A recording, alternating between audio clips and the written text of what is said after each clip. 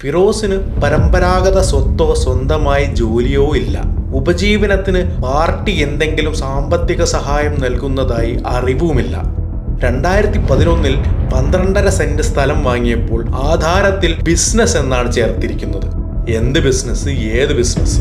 2011 MSFന്റെ സംസ്ഥാന പ്രസിഡന്റായിരുന്ന കാലത്താണ് PK ഫിറോസ് കുന്നമംഗലം വില്ലേജിൽ ഏറ്റവും ചുരുങ്ങിയത് 10 ലക്ഷം രൂപയെങ്കിലും സെന്റിന് വില വരുന്ന 12.5 സെന്റ് സ്ഥലം വില കൊടുത്ത് വാങ്ങിയത്.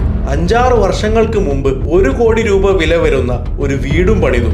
ഫിറോസ് തനിച്ചും കുടുംബസമേതവും നിരവധി വിദേശ യാത്രകൾ നടത്തിയിട്ടുണ്ട്.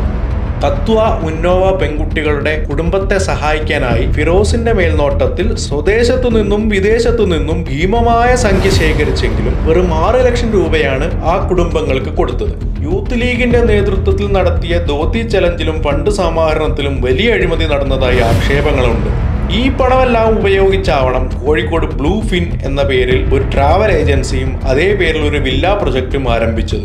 ഫിറോസിന്റെ പെട്ടെന്നുള്ള സാമ്പത്തിക വളർച്ചയെപ്പറ്റി ഇത്തരം ദുരൂഹതകൾ നിലനിൽക്കെയാണ് മയക്കുമരുന്ന് കേസിൽ സഹോദരൻ PK ജുബൈർ പോലീസ് പിടിയിലാകുന്നത്. ഫിറോസിന്റെയും ജുബൈറിന്റെയും സാമ്പത്തിക ഇടപാടുകൾ പരിശോധിച്ചാൽ ഈ മയക്കുമരുന്ന് ഇടപാടിൽ ഫിറോസിനും പങ്കുണ്ടോ എന്ന് തെളിയും. ഈ വസ്തുതകൾ നിരത്തിയാണ് ഇന്നലെ KT ജലീൽ വിജിലൻസ് ഡയറക്ടർക്ക് പരാതി നൽകിയത്.